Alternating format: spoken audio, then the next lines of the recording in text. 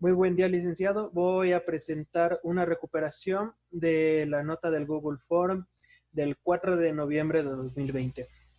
El tema que nos mandó a consultar es la situación obrera en el siglo XIX. Me espera un ratito que se pone la presentación.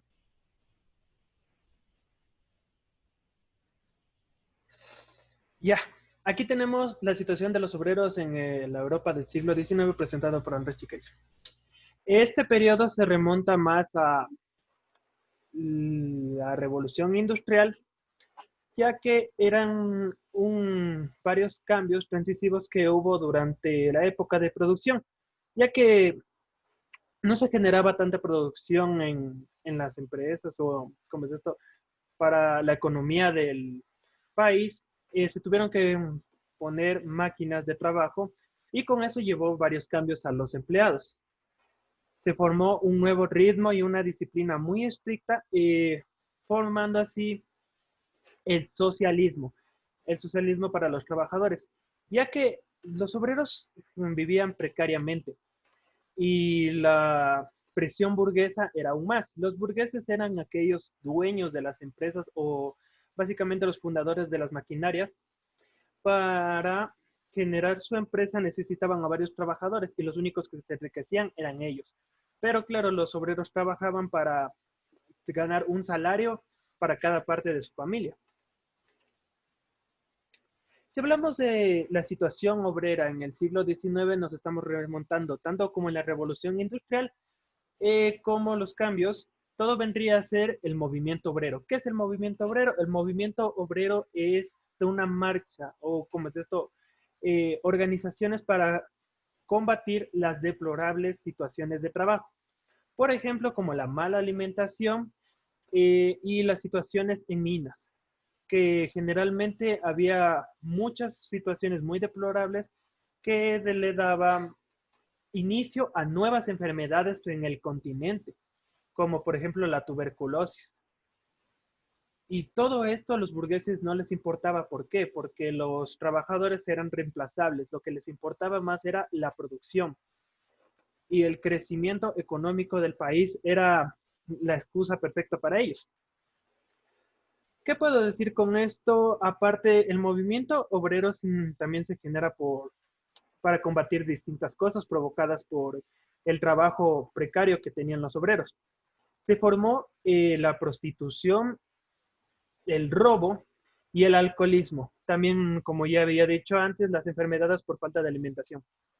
Todo esto porque las personas estaban tratando de ganarse su salario básico. Y si no tenían nada y la situación era muy deplorable, van al alcoholismo o a la prostitución para distraerse o también, por ejemplo, en el caso de las mujeres, para ganar dinero.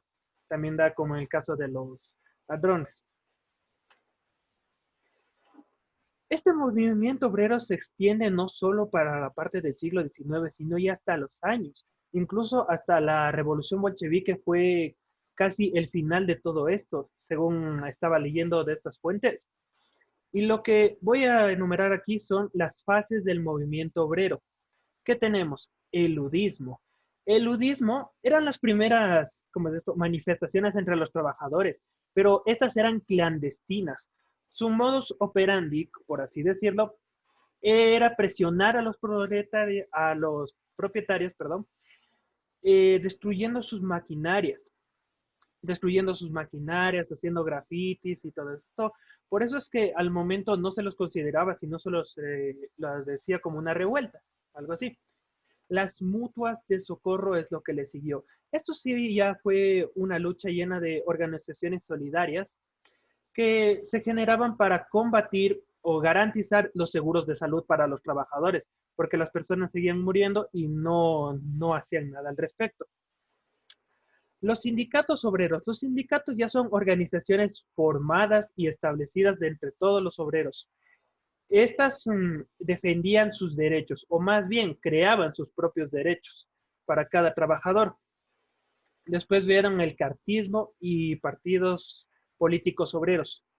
Y lo que ellos querían es que los mismos obreros se metan más en la política para defender ahora sí sus derechos. No atacaban al burgués, al dueño de la compañía, sino más le atacaban al parlamento, al gobierno en general. Todos los proletariados de la época los combatían. Eh, perdón. Los abusos del sistema capitalista fueron los que generaron más todas estas revueltas. Al pasarse de la revolución industrial, se formó el capital y el capitalismo se fue en aumento, tanto por el empobrecimiento de todas las personas, fue que estaban luchando por la legislación laboral. Lo último que tenemos es las internacionales obreras. Esto ya no se mete en el siglo XIX, pero le estoy agregando porque es una parte de la historia que formó en base de eso. Las internacionales estaban luchando por ejemplo, el derecho a la huelga, la acción política, la abolición de la propiedad privada y el pacifismo, porque los trabajadores no tenían mucho que ver en la distribución de algunas empresas y estas empresas a veces provocaban muchos conflictos.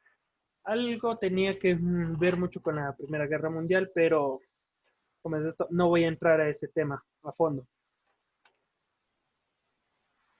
Voy aquí a enumerar un pequeño detalle de las situaciones que tenían las ciudades por el cual comenzó el movimiento obrero. Por ejemplo, los salarios eran muy bajos y ajustados para satisfacer las necesidades básicas de los trabajadores. El trabajo infantil estaba mucho peor remunerado, lo mismo que el de las mujeres, que percibían alrededor de la mitad del salario de los hombres.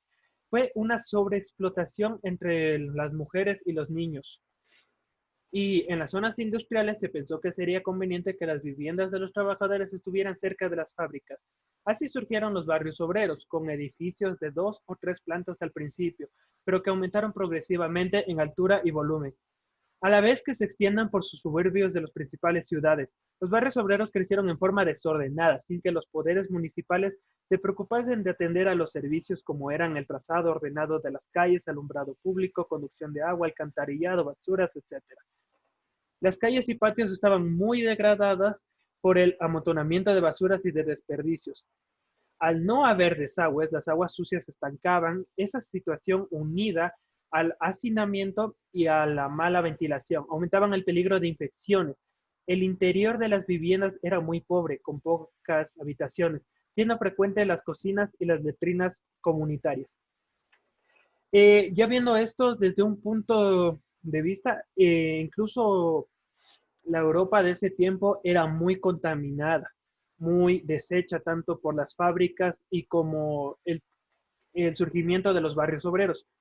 Tantas enfermedades que se fueron generadas y que también por esas enfermedades fueron traídas a América. Su situación obrera.